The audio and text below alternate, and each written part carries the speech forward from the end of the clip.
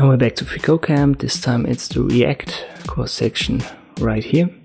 So it's also called JSX or markup language. I don't want to read it all to you. It's a lot of text. So you may want to go to freecodecamp, read it yourself, and then if you get stuck on a specific exercise, then use my solutions here. I'm just going to present the solutions, as you certainly don't need me and my German accent to read this stuff to you. Let us go right here on the right hand side to our first task. We'll change it to an H1 and then we'll paste the text. And behind the scenes, React is, you could say, linked. And this way this works here.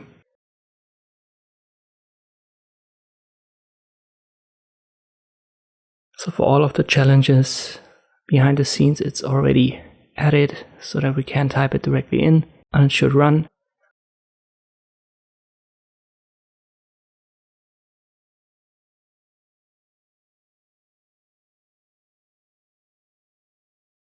Let's move on to create a complex JSX element. One thing to know about using this language is you can't have multiple elements. So right here, the multiple paragraphs added just like this.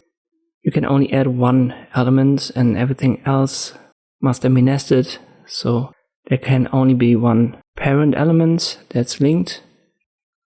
Or your code won't run. Let us create one from scratch. Const JSX.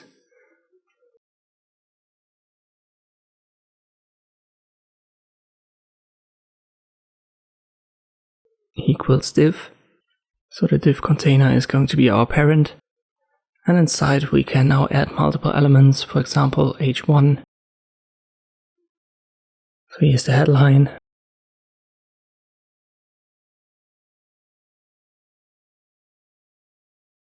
A paragraph.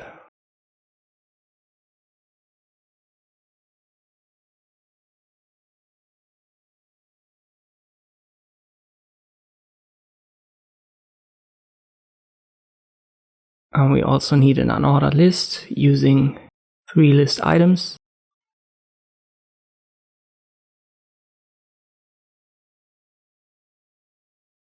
And it works. You can see it directly in a browser window.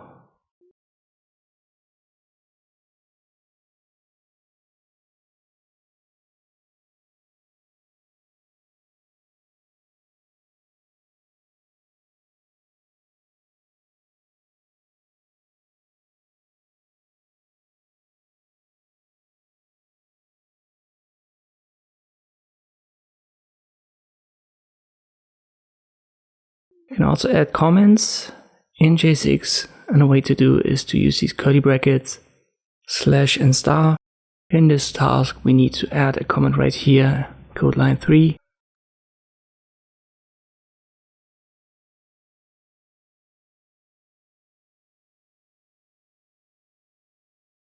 And freecodecamp automatically generates the closing here.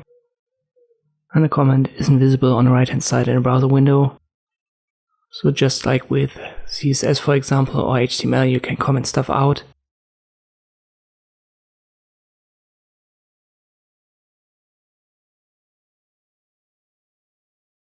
Let's move on to render HTML elements to the DOM.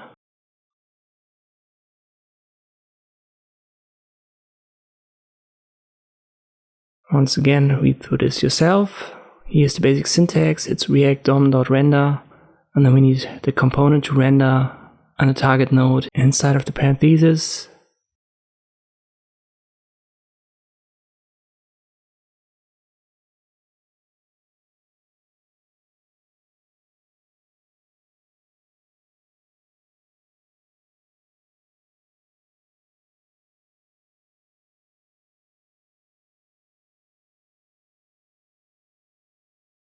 Once again, there's stuff added in the background.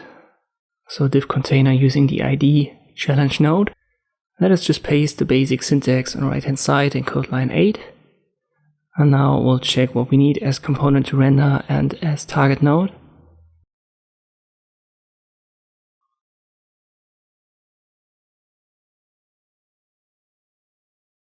Our component to render is the JSX in code line 1.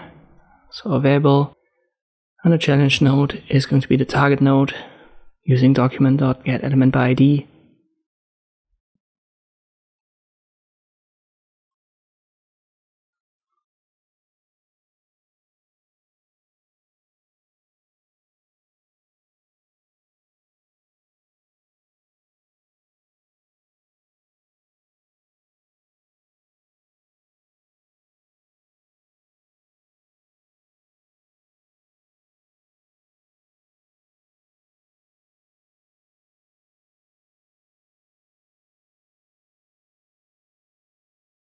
And this makes everything work, so we can see it in the browser window.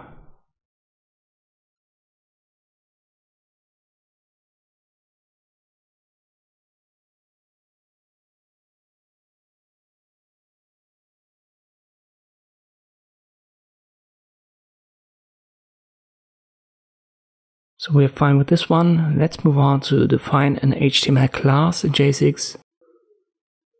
We can't use class anymore. That's reserved in JavaScript, so we have to use class name in J6. These are just some details for the syntax that you're going to learn over time. And you almost have to learn that again and again for every new coding language that you try. Here we need to add our class name to our div container, and the name is given, it's my div.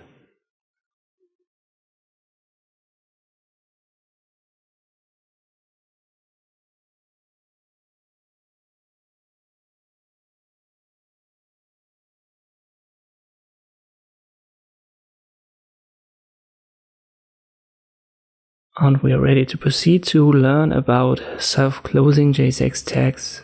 So here's another detail. For example, you know H2s have an opening and a closing, but for example the line break BR tag, it doesn't have a closing in HTML, but you need to add it in React. Same goes for HR, which is this horizontal ruler. And you can just add the slash, and this indicates that there is a closing.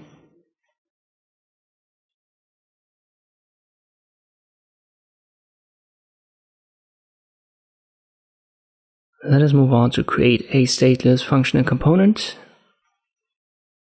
A basic outline is already given. It's called my component. And now we'll have to set up the function.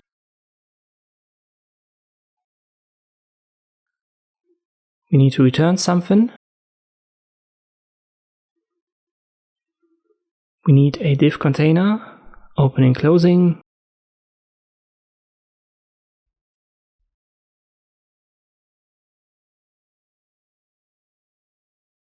Let me add some string of text. And that's already it.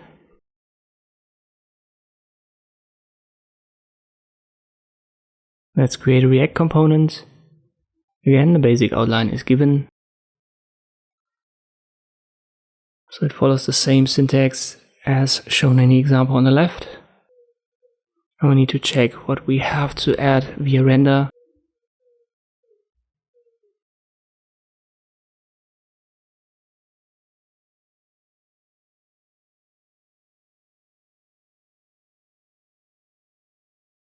And again, we need to return something.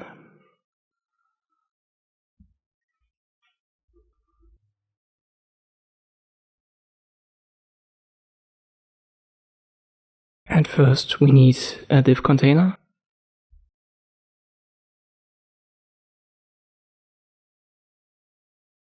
And it contains an h1 and a given text.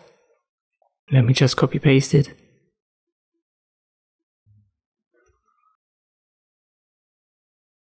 We can already see it, so it works.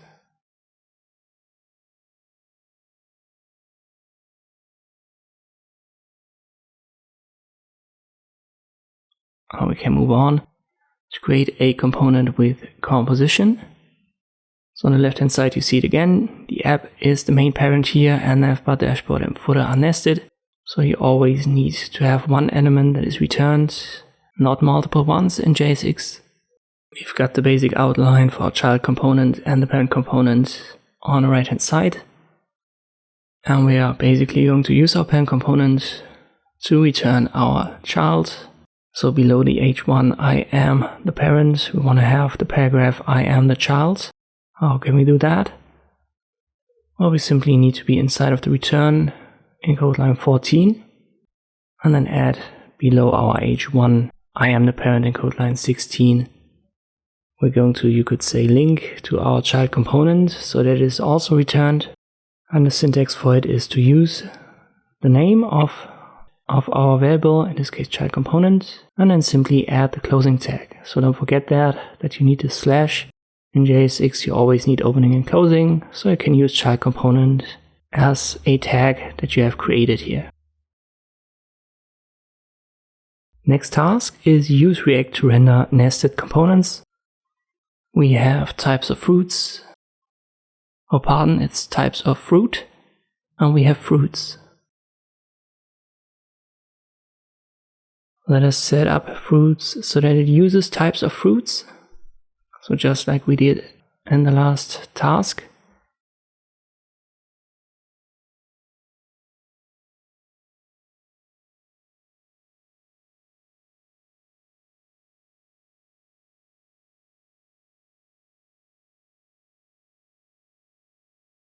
Don't forget the closing here.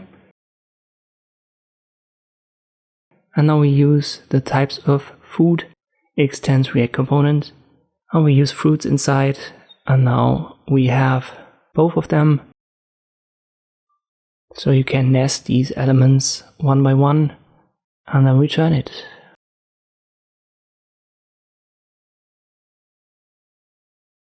Let's move on to compose React components. This time we have types of food, and there are already vegetables printed out. We have non-citrus and citrus in the back end, somewhere behind the scenes edit. So we use it right here for fruits. And now we can use types of food and render these fruits. And they should be visible on the right hand side as well.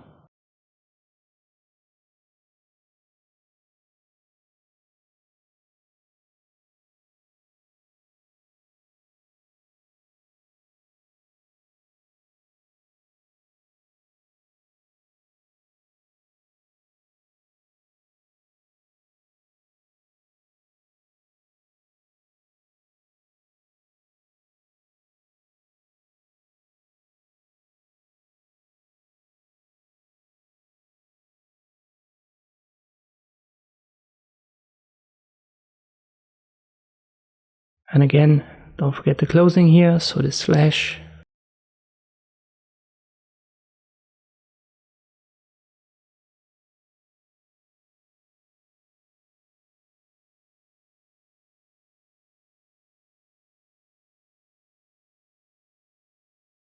And we can see it. So citrus and non-citrus are now part of fruits and types of fruit. You could say prints it out. Now we render a class component to the DOM. We've done something similar in an earlier task, but here it is again. So this basic syntax, react DOM.render, and a component to render and a target node. Now we just have to figure out what we need here for both of these parameters.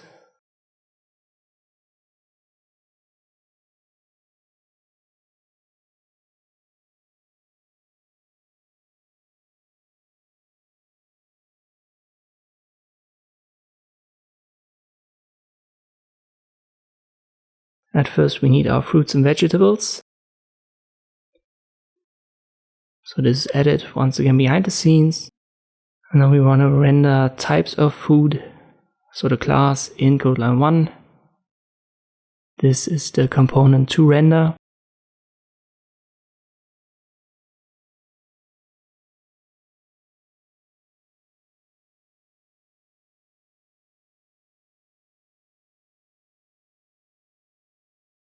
But don't forget to add these greater and lesser than and a slash so that we indicate that this is now an HTML element. And the target node is our ID here, challenge node. And we need document.getElement by ID.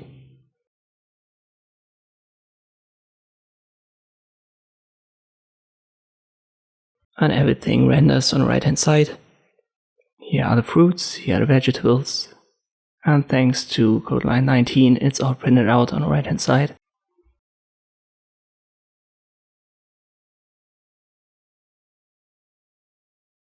Let's go to write a React component from scratch.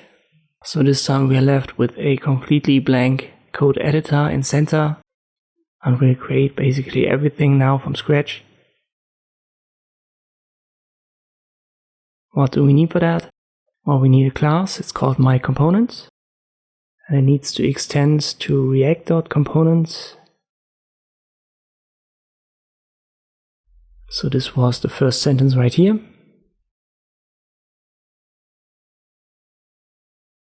First we need a constructor. We need props as parameters. The super uses it as well. And now we need the render.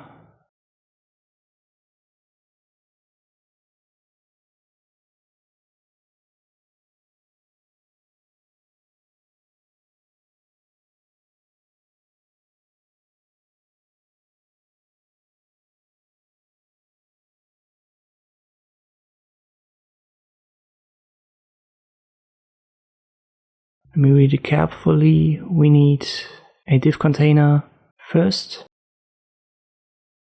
And it should contain an h1 and the text is given.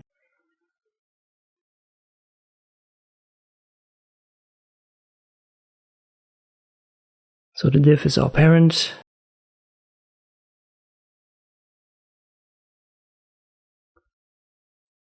I'll copy paste the text. And we need to render this component to the DOM.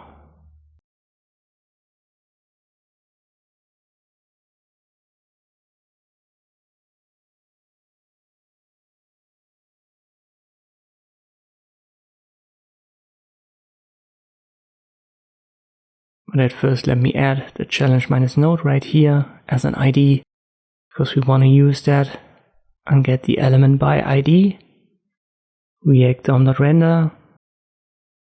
First up is the component to render, which is my component, and the target is our challenge-node. We need document.get element by ID, and then add it right here. And now we should see it on the right hand side, printed out. Let's move on to pass props to a stateless functional component.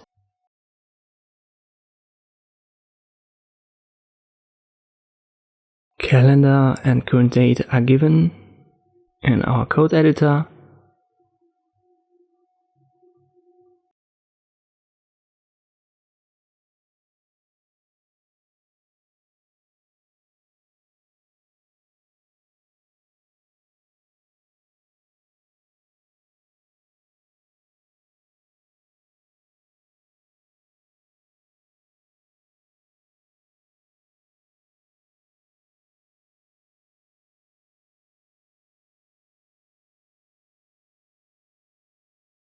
We want to pass a property of date assigned to the current date.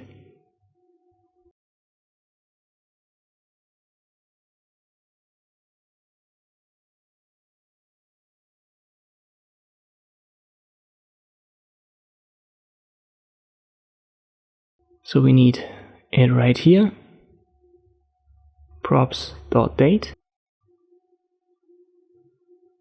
And we want to access this prop in the current date. So we've done that, showing its value within a P.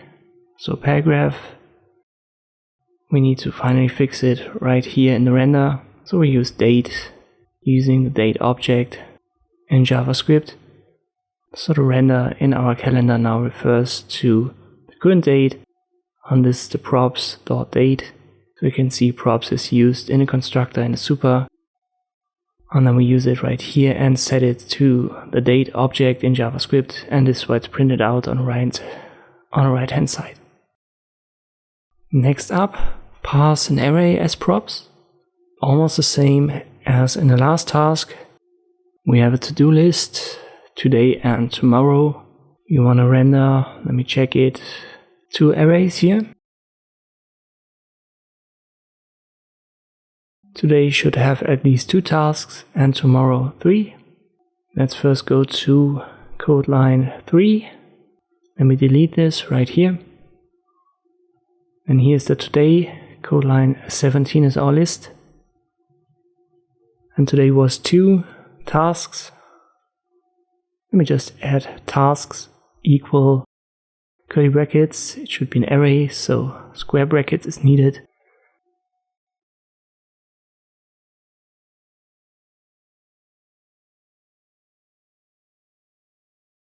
And we'll just add this one that's given. So walk dog and work out. Tomorrow works the same, so we need tasks equal and then our array, but it has to have 3 tasks. Let me just add some random tasks here. I believe it doesn't really matter what we type in as long as it is 3 elements for this array.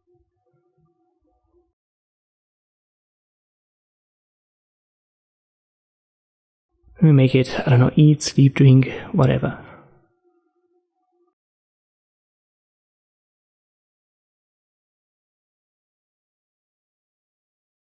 Finally, we need to get back to code line 3.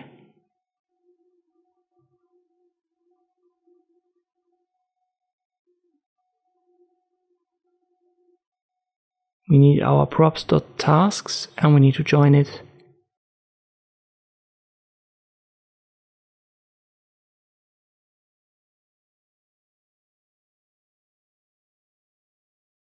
So we can already see it on the right hand side now. And we just add props.tasks, so it is rendered.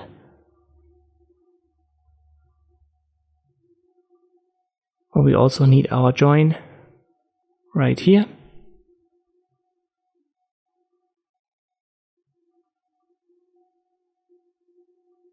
But it's obviously .join.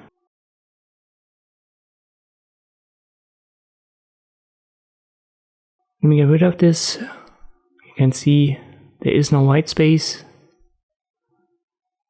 And if I add comma and then white space, we'll get it. So this was what the join method did. We've already had that a couple of times in our JavaScript course section. Let's use default props.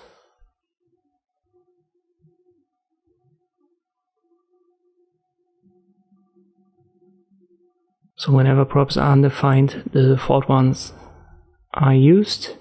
In this case, we've got our shopping cart component, and we want to define default props for this component, which specify prop items with a value of 0. So all that we need is shopping cart dot default props. So the basic syntax is given here on the left hand side. Shopping cart was my component. And inside we'll add the prop items and set its value to 0. This is now the default.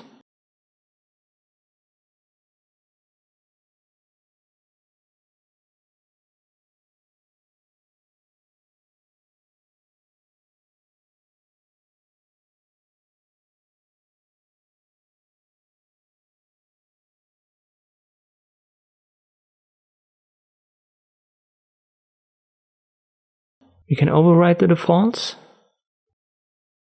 We once again use the shopping cart example.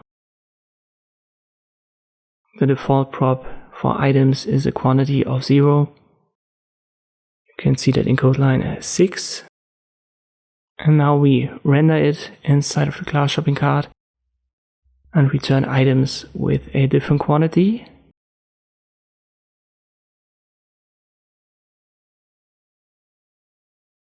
All that we need to do is to use the prop, in this case quantity.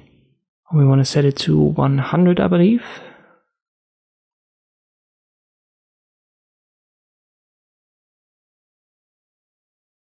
Oh, we need the curly brackets, so don't forget that. You can already see the 10 right here. Let me make that 100. And it gets overwritten. Next task is use PropTypes to define the props you expect. Once again, if you're unfamiliar with it, read through it step by step on the left hand side. Again, we've got the same example, so the shopping cart. It has default props of quantity 0, so we would expect a number. We use items here, which is my component. Then PropTypes, so the basic syntax is given.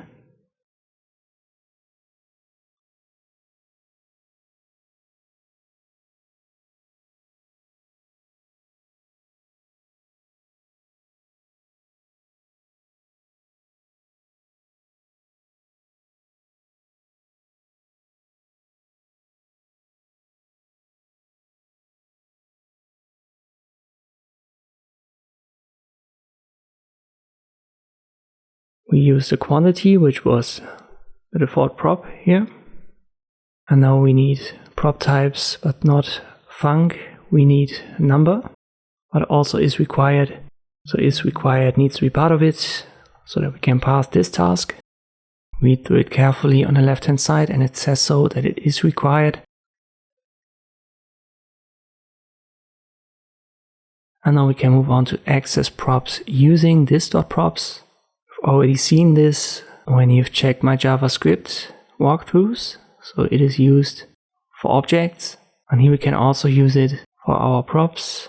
We want to render an instance of the welcome component right here, code line 10. We use welcome, and the name is our prop. Let me check it. We need to set it to some name, so let me just use mine.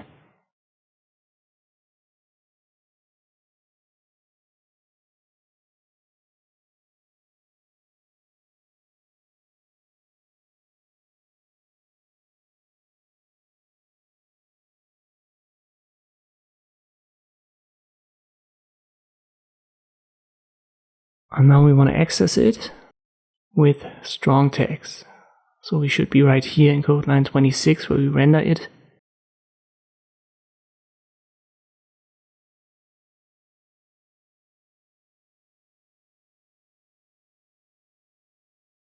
So right here between the strong tags, curly brackets, this.props.name.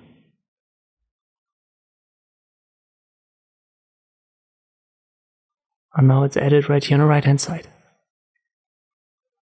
So it works somewhat the same as you've seen it with objects in JavaScript. You can just access these props using this. Let us go to the next task, review using props with stateless functional components.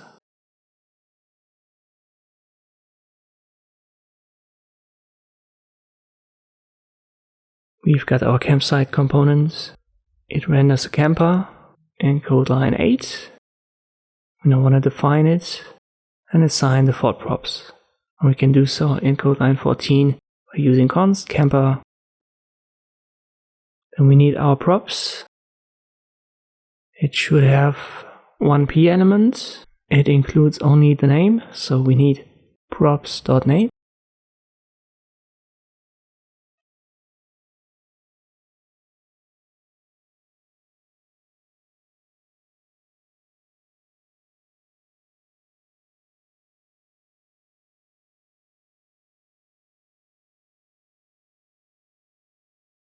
What else do we need? Let me check it.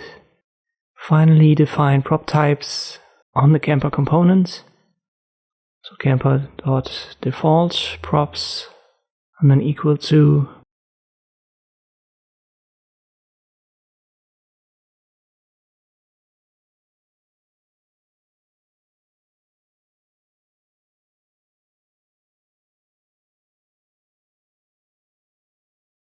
next up, we want to set our name to camperbot as a default prop. And finally, we want to check it. Again, it must be required, and it should verify if it's of type string. So we need to set the name PropTypes.string, and don't forget dot is required. It's not given here, but we've used that in the last task. So the component requires a name, and this is why it's necessary.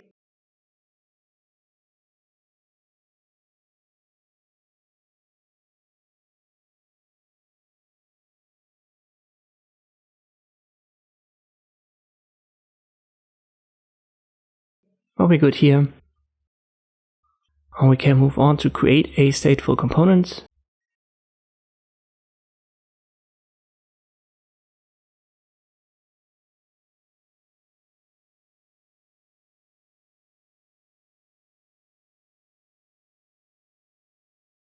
We want to render a first name component. We need to add this.state.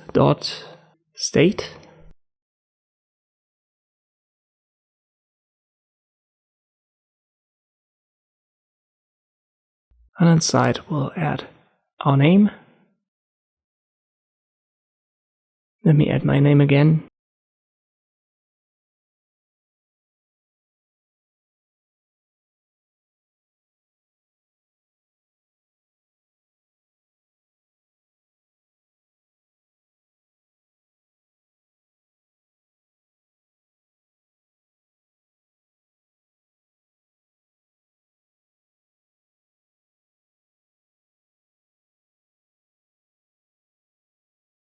And it's first name. So my mistake, it's not name, it must be first name. So I should have read that carefully. Code line 13, it's given this.state.firstName. Therefore we need to set the prop to first name so that this is actually used when it is rendered. But the value doesn't matter, so if I add name, you can see it. I can also add Michael, whatever. But now we should be good here. Render state in the user interface. We've got my components, and we want to render an h1 value of name, so we need this.state. You can see that in code line 4, and then .name in code line 5, and there we can see freecodecamp is printed out.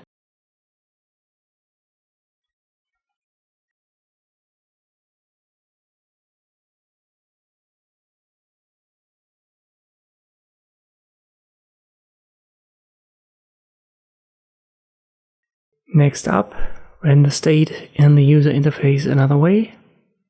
We'll define a const called name and set it equal to the name value in a component state. So right here, this.state.name, which is freecodecamp once again.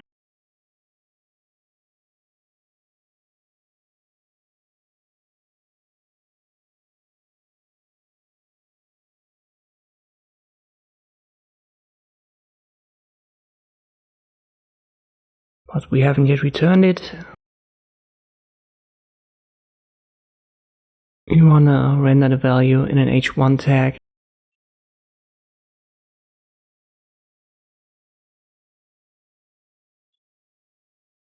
So now we only need our name.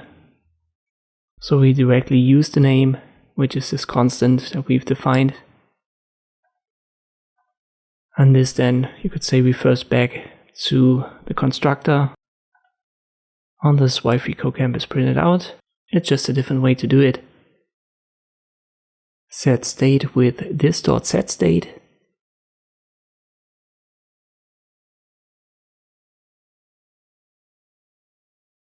And here we have a button which performs a certain action if we click on it.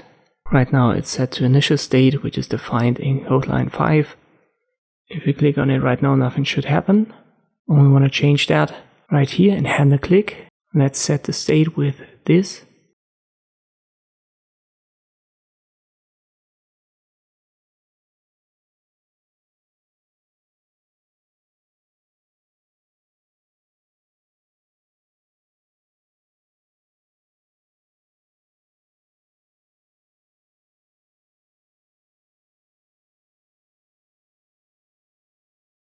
And the text is given right here, React Rocks. So we just have to overwrite the name. And if I click on it now, React Rocks is shown.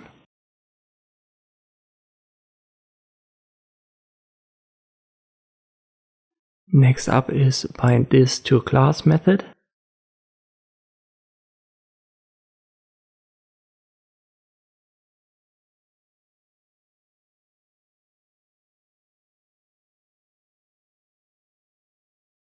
Again, we have a button. I click on it, nothing happens. It's just set to hello as text. And what have you clicked shown? For it to work, we'll have to go to code line 8. Use this and handle click. And set this to equal to this.handleClick.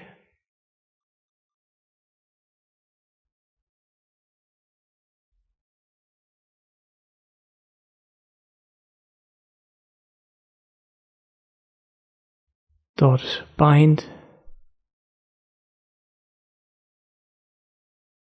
and in the brackets we need this again.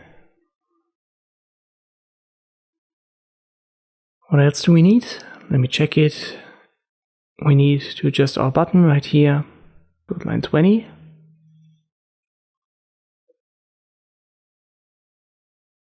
So we need to set it to on-click so that it shows you clicked. Therefore we need right here the curly brackets. This dot handle click.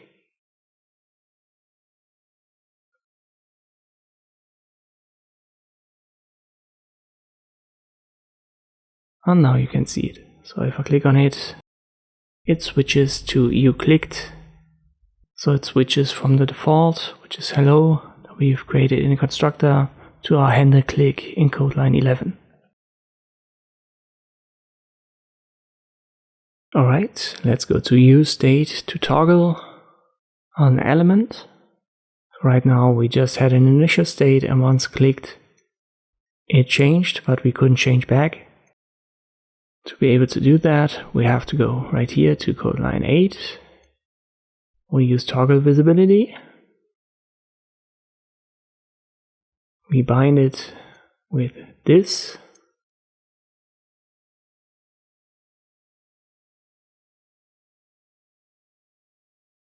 What else do we need? Let me read it carefully.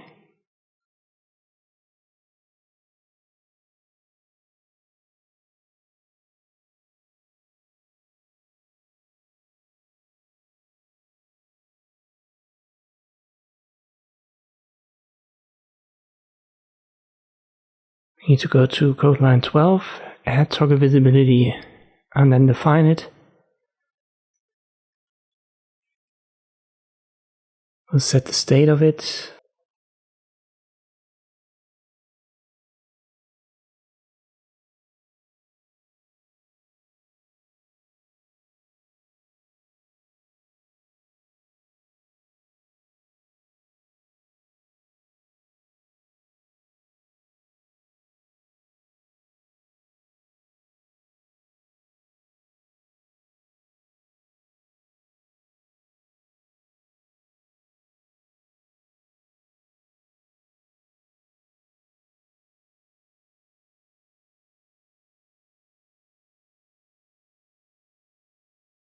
So if it is false, therefore we need an exclamation mark here. So state.visibility is inversed, you could say, and now it should work. So we can't see it and I click it and now it's toggled on. Now we create a counter. So we'll increment, decrement and reset. Let's start right here in code line 8.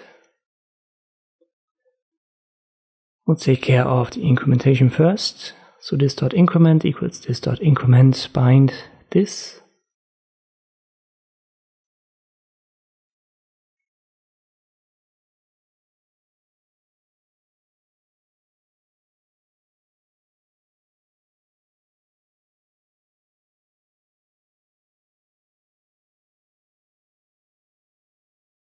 Same for decrement.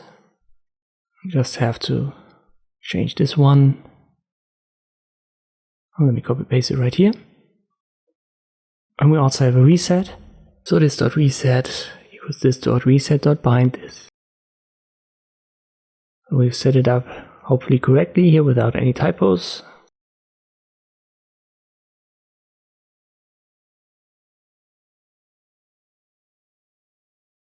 Let us set the state of reset. It's set to 0.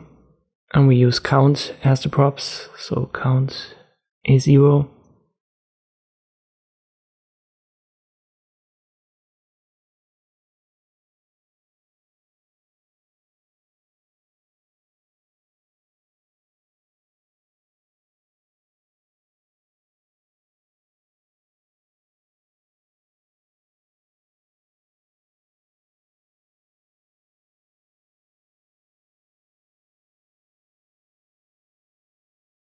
Let's move on to increments. For this state, we always want to have +1. We simply adjust the state by 1 every time it is clicked.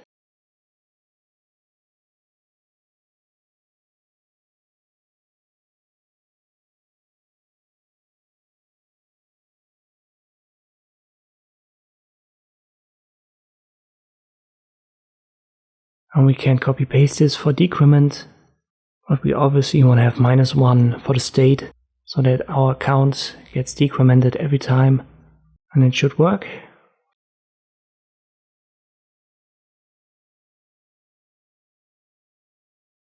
So here incrementation works, decrementation also, and reset works, sets it to 0. And I guess that's it. When we run the tests, we were good. Next one is create a controlled input.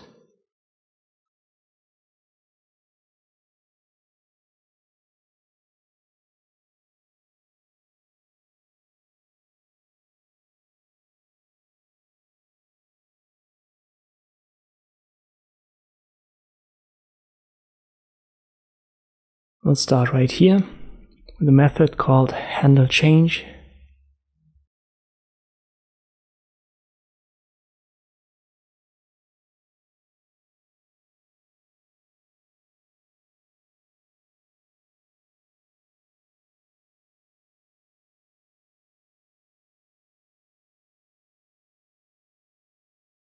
Now we'll set state for handleChange and it use event, so it receives it as an object, and we'll change the input.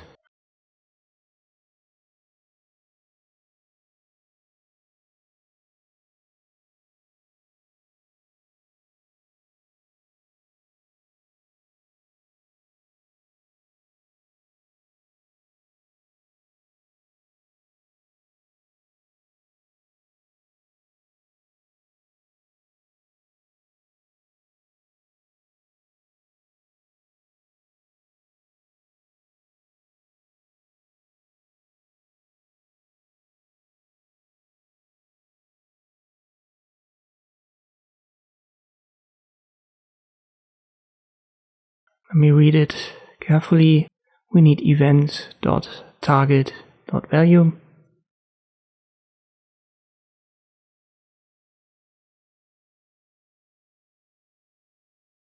So this updates our input. Finally, we'll have to change the render method right here, code line 22.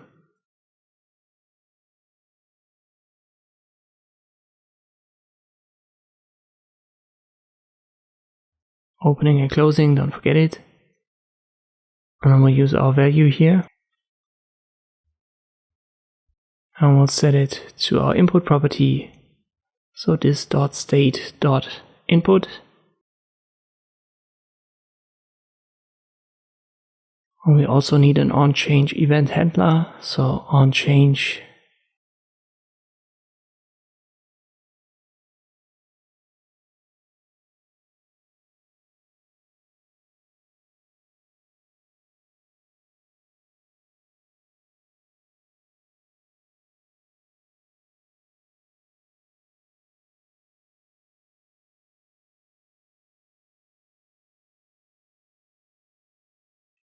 equals this.handleChange.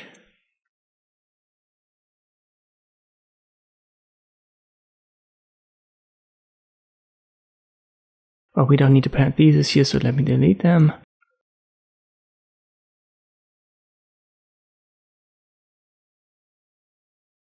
Should be fine. Let me check it.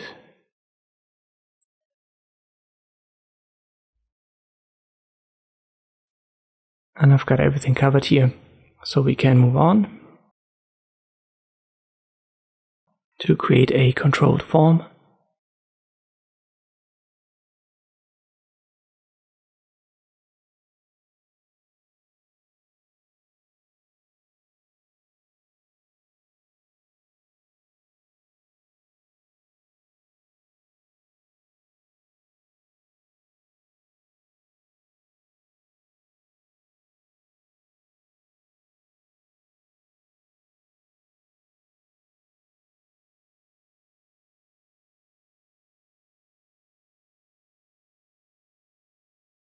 So we need our event first, .preventDefault, right here for handle submit.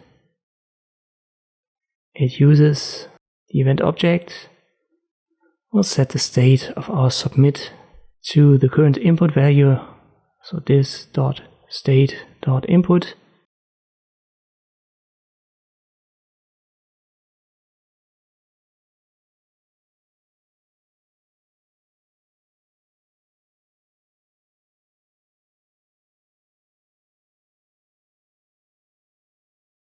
Let's move on to the render.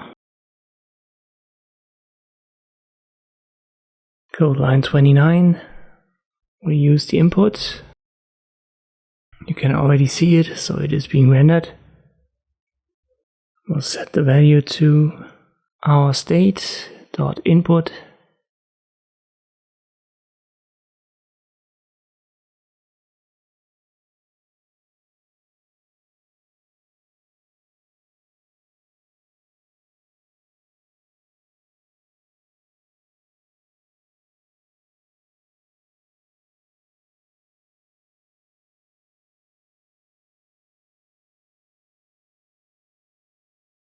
And we also need onChange, so we need the handle change right here.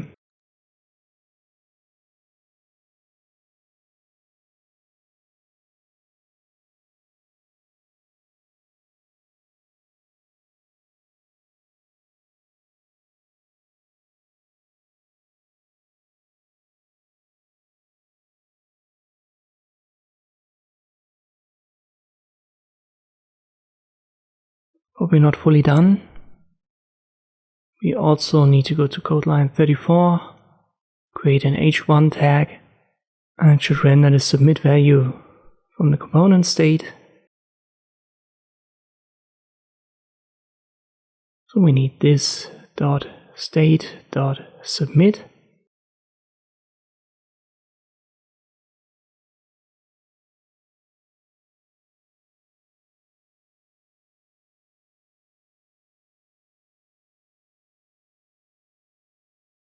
We type something in, and now we can see something has popped up inside of the h1, so it works. Next one is pass state as props to child components.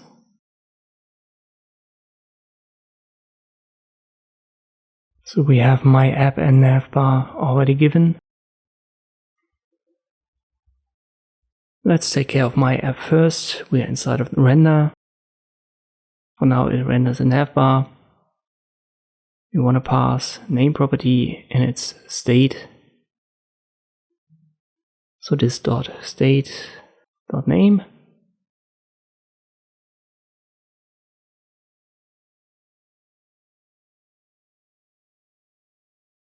Let me correct this typo here. We want to show the name inside of the h1, so we'll go to our navbar render.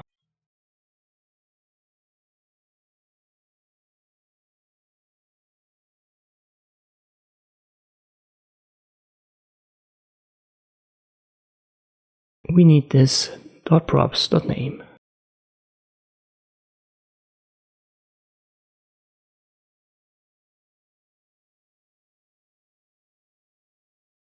And here's our camper bot, so the value that was given for the name inside of the app.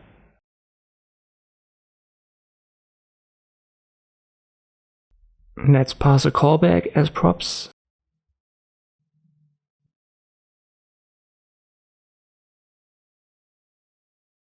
We'll start right here in code line 18.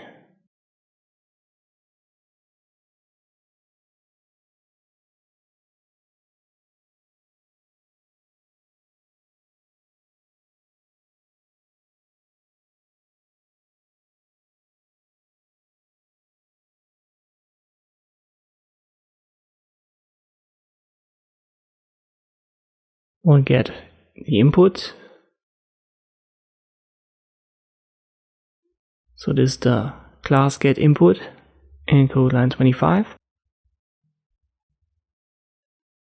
Let us set the input to the input value of my app state. We need this.state.input value. You can see that in code line 5.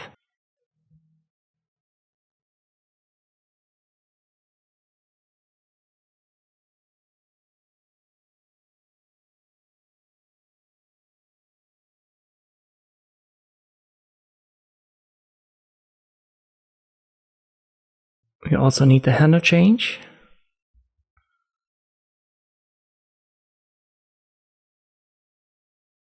Let me close this tag before I forget it. For handle change, what do we need? We just have to pass the input handler handle change to it.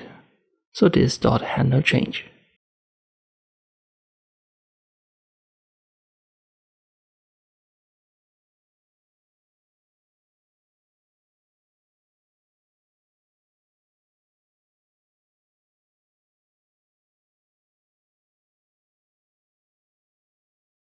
Next up is the render input.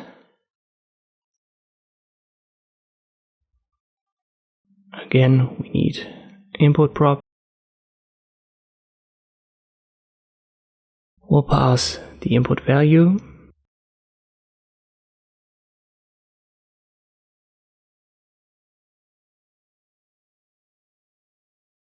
And that's already it. So we're done here. You can go to use the Lifecycle Method componentWillMount.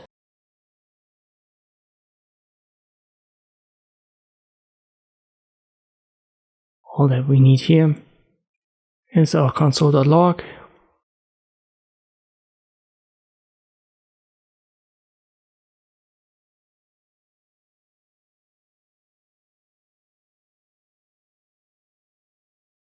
And let me just type something in and you can see it down here, so it works.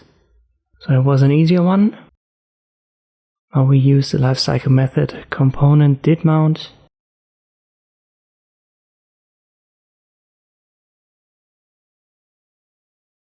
We need to adjust our active users. We've got this.state.activeUsers in code line 5. So we'll just add it here.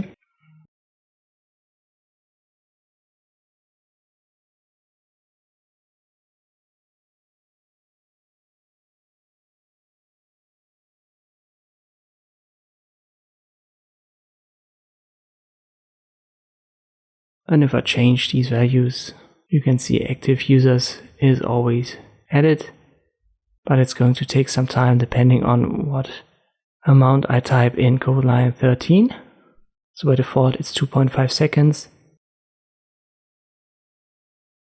But I can make it longer or quicker.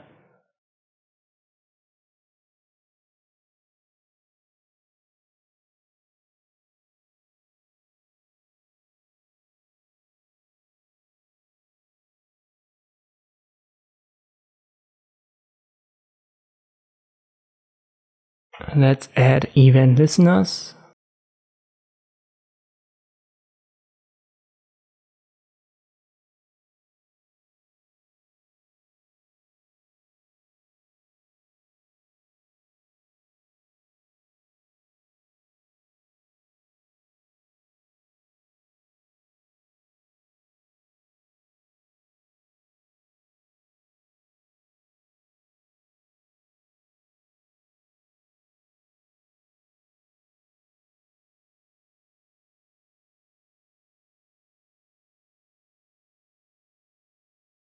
We'll start right here in code line 12, document.add-event-listener. This one's given on the left hand side.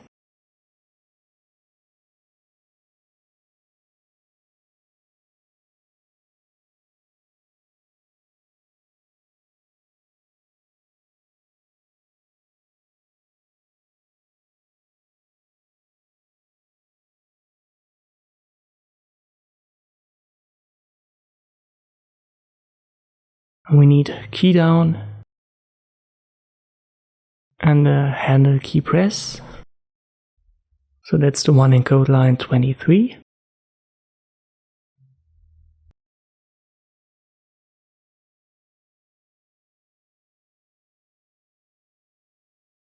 We need almost the same right here for will unmount, but instead of adding we want to remove. And then we're already good here.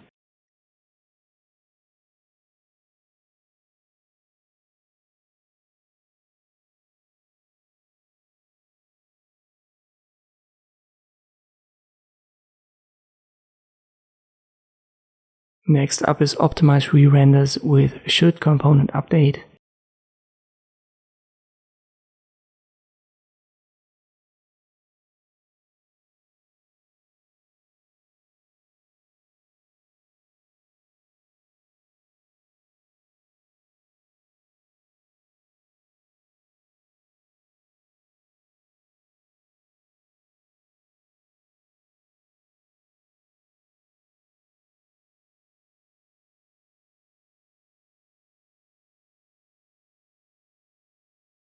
we need to actually use an if statement here, so you can use that in React as well.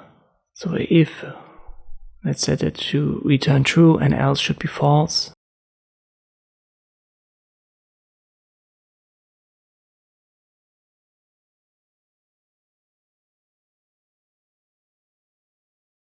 Let's take care of our if first.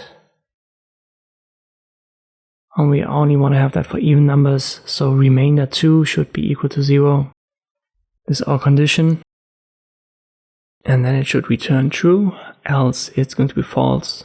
So all of the odd numbers will be false, and even numbers will be true. And we need our next prop, dot value compared. So this, you could say, the variable that we're checking. And you can see if I click once, nothing happens. If I click twice, 2 is added. So only the even numbers are rendered here. And in the back end, the uneven are also added, but they're not rendered.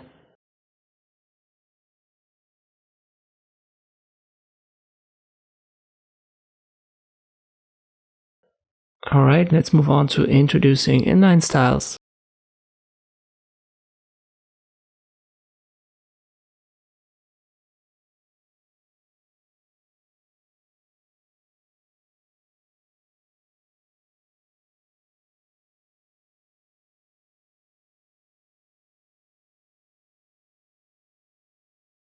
We need to change the style for our div container in code line 4. Specifically, the color needs to be adjusted. It needs to be red.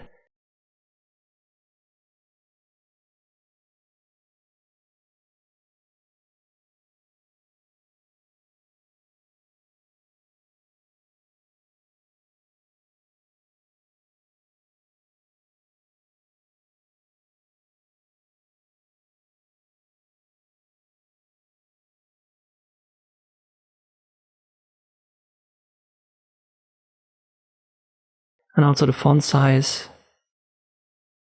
It must be 72 pixels. So it follows the same syntax that's given on the left hand side in the example. But instead of yellow and 16 pixels, we use red and 72. It's a number, so we don't need quotation marks here. Let us add inline styles in React.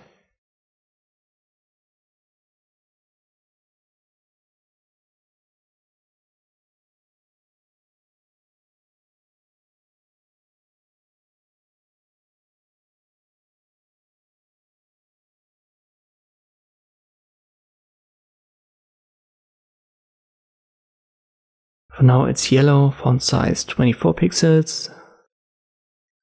Text is style me, you can see it on the right hand side, even though the contrast is very low.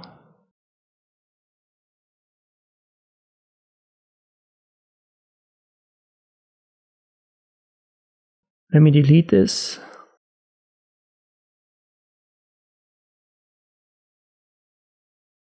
We'll use styles.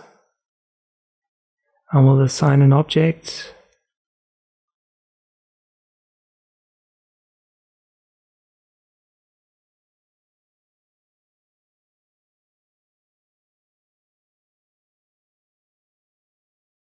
Let me first create styles up here in code line 1.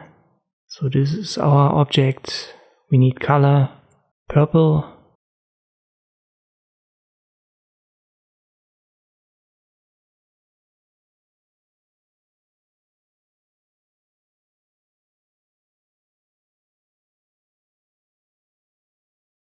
What else? We need a border. And we need a font size. And you can see in real time it's added to style me, the text on the right hand side. So this object is used in code line 11. Everything works.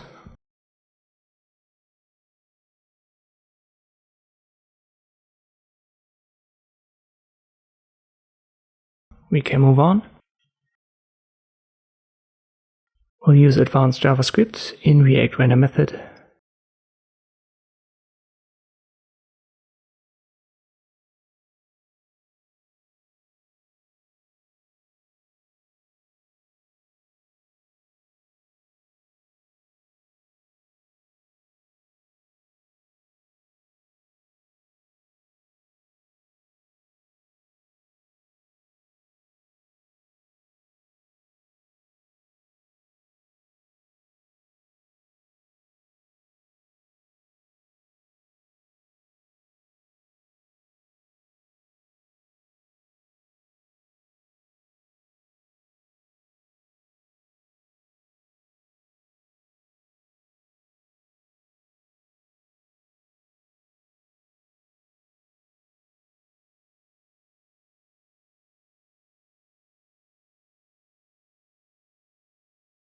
First up, we need to change code line 52.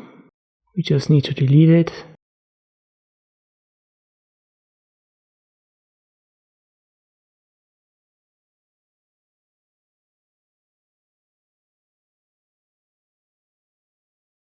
And then we use our possible answers, our array.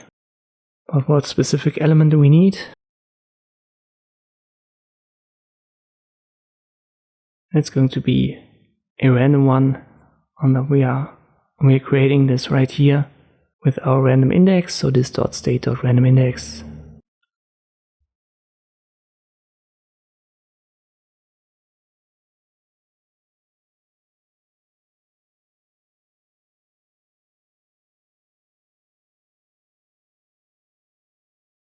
And finally, we'll have to add our answer here. So if we type something in our input field right here, let's just call that test, we'll get a random answer.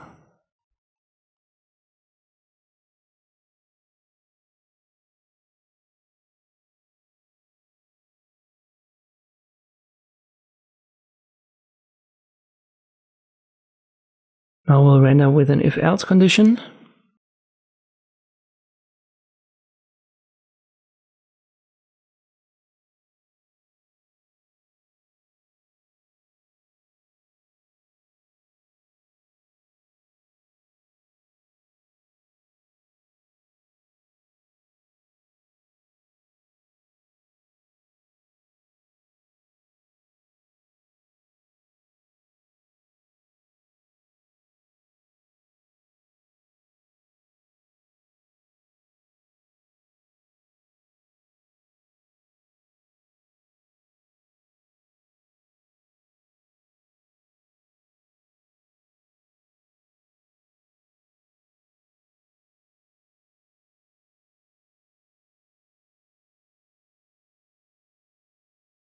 For now, the toggle display doesn't work.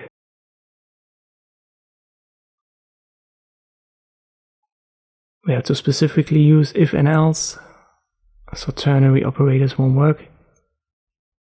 Well, let me just set it up right here.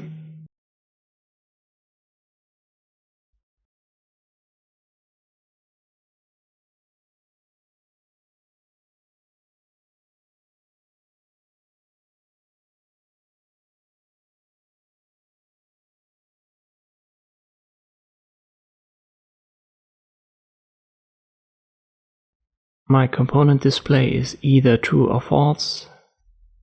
Let me delete this part and I paste it here.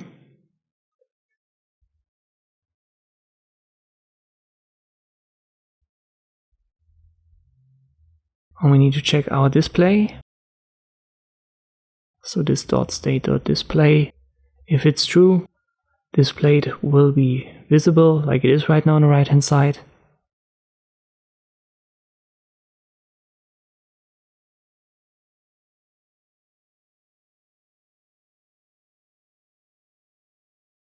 But I believe I need to cut out this bracket and paste it right here. That should be good. And for else, we can paste this, but we'll have to change the h1, so we don't need it. If I click on it, you can see it gets, could say deleted. So the h1 is only there on every second click. And this is why this works. So it works and we can move on.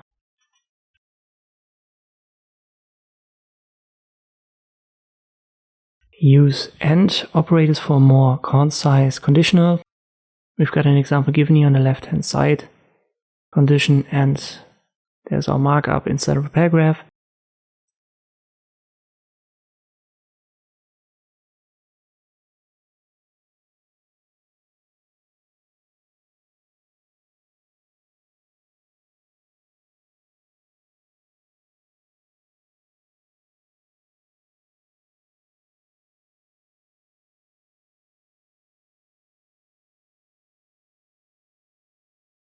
We'll use it the same way here for our displayed.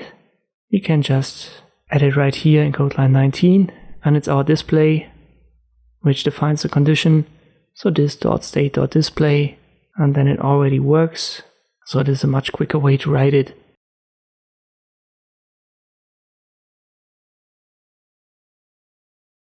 And you can see the toggling works. And now we use a ternary expression for conditional rendering. So we weren't able to use it up until now. Now we're going to use it.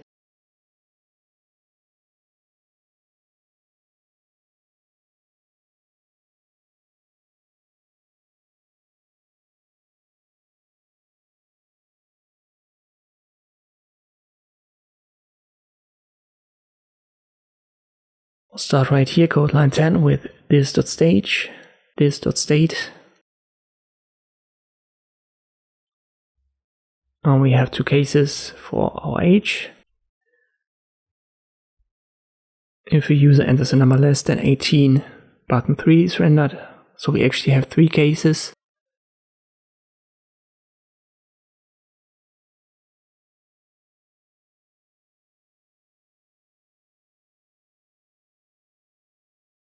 Button 1 and code line 30, button 2, 31, and button 3 and 32. We'll check the user age, which is our condition right here. So this.state.userAge. And then we'll show button 1.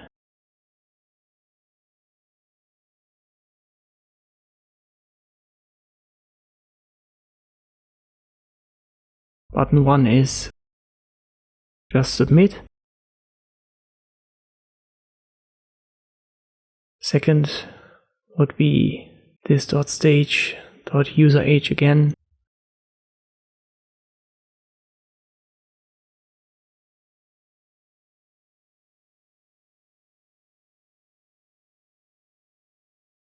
Bigger or equal than 18.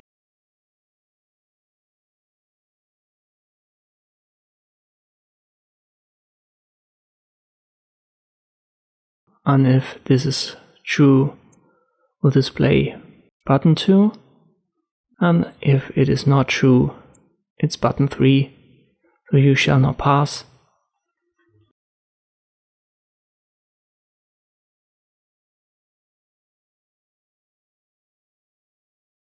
Don't forget the curly brackets. And now works. So let me show you this on an example.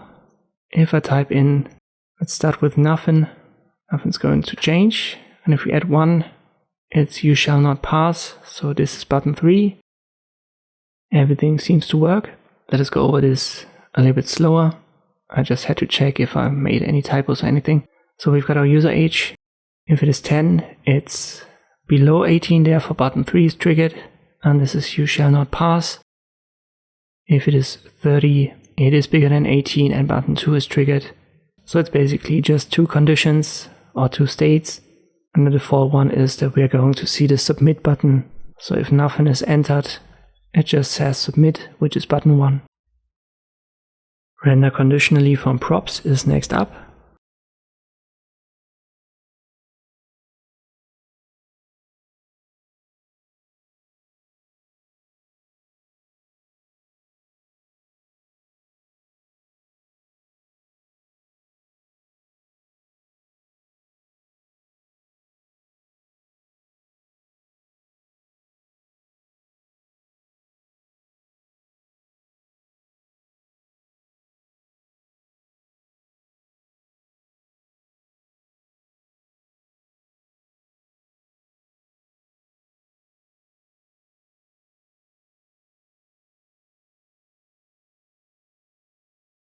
We'll go to code line 7 first. We use this.props and it's 50-50.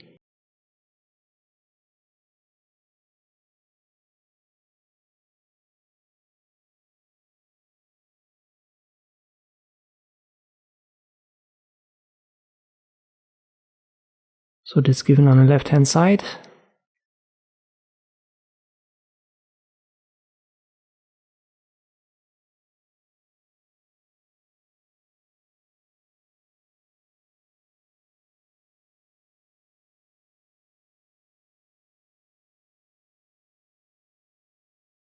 We need you win, and if it's false, it's you lose.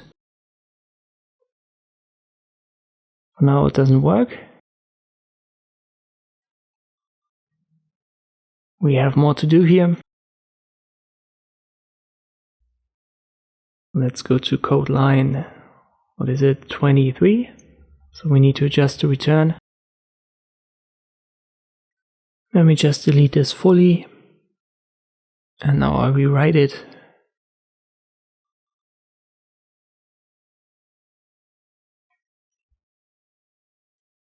We use our counter and set it to this.state.counter plus 1.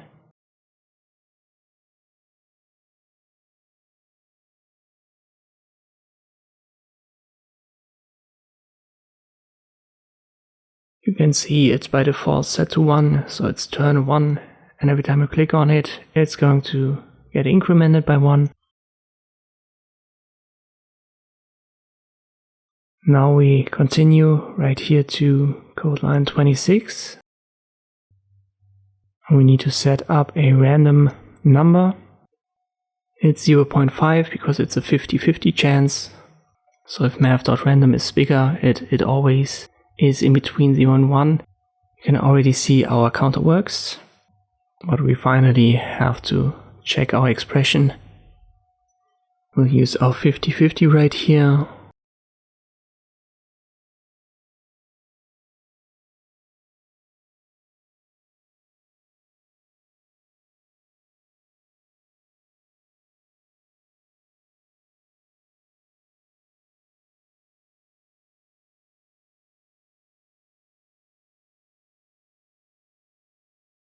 And here's the expression, so our math.random. And now it's a 50-50 chance that it either says you win or you lose, and the turn gets incremented by 1 for every time we click on the button. So everything works, and we should be fine here if I haven't missed anything. No, we're good. Let us change inline CSS conditionally based on component state.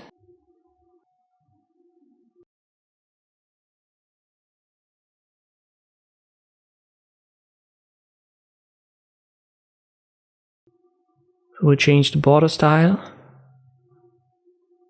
Let me first edit right here. We use the input style right here. So it's 1 pixel solid black by default.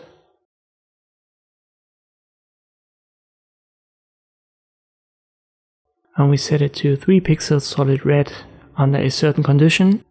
We have to define that, and if it's more than 15 characters. So this.state.input and then the length of it bigger than 15.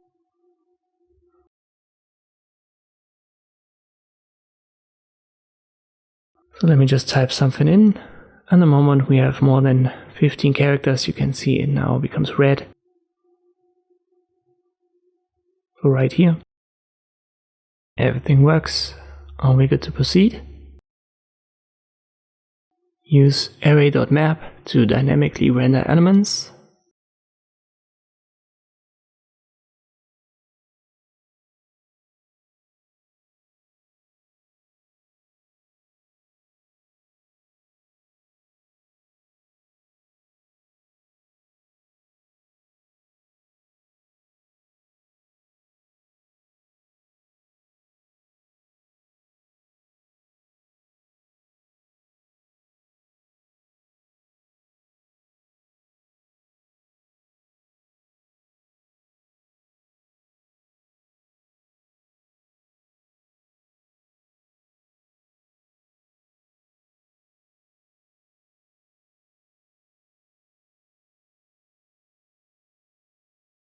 We'll start in code line 10.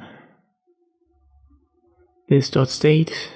I'll set the user input to empty, and our to-do list should be empty as well, but it should be an array.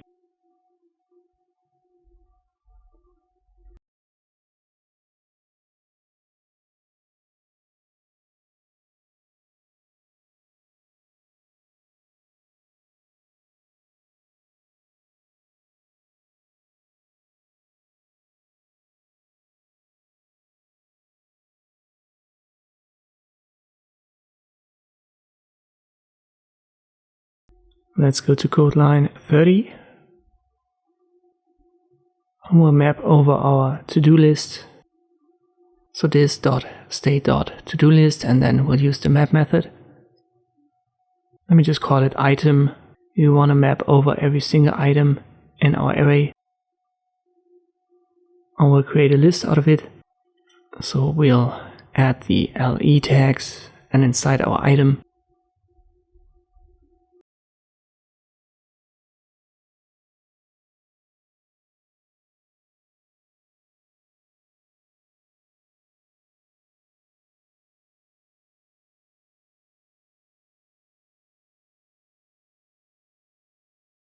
And it runs. So let me just give you an example. We use one element eat. And we add two more, code and sleep. It takes both and turns it into a list. Then we paste all of them.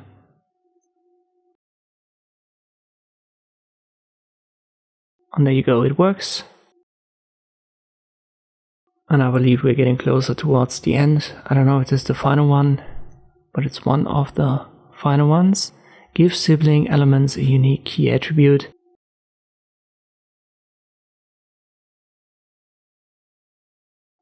We've got our front-end frameworks here, an array.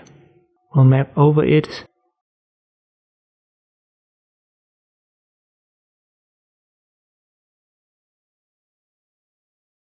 Let me just use item once again, so like we did in the last task. So item would be every element in the front-end frameworks array.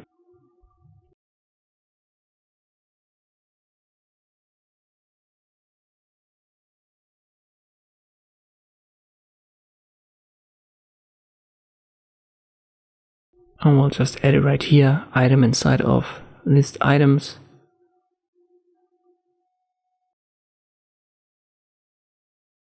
And now you can see all of these elements as an unordered list. But don't forget the key attribute. We need to add it set to a unique value. So this value, I'll set it to item as well.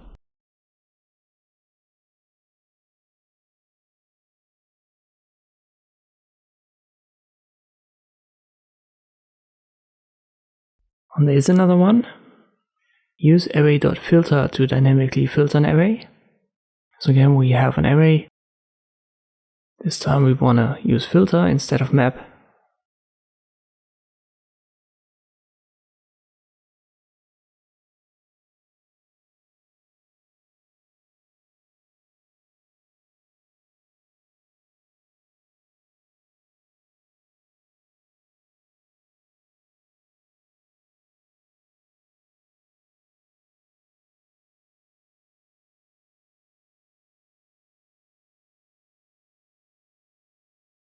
For users online, we'll use this.state.users, which was right here. This is our array. We want to check the property online here. We use the filter method.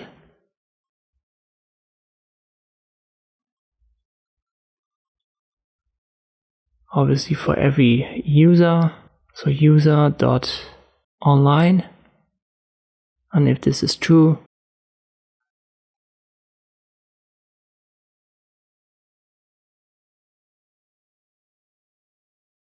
we're going to add that to our constant users online. For example, Sarah would be added, but Jim wouldn't, as Jim's online status is false. Let me check. In code line 35, we need to adjust render online. We'll have to map through users online. So we would have, for example, Sarah and Laura in it. And now we go through this users online by using mapping, and we'll return it as an unordered list. It has to be users.username.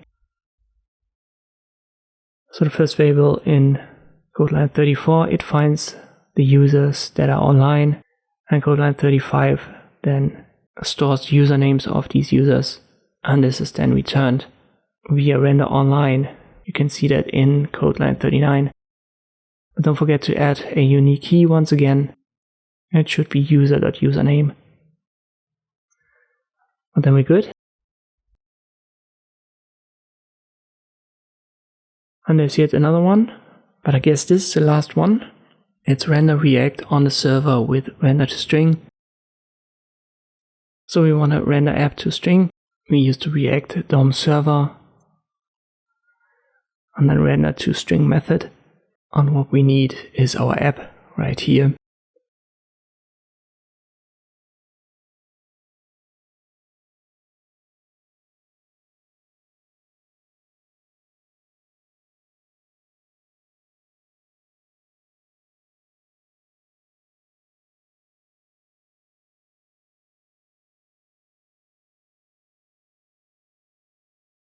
But don't forget the closing.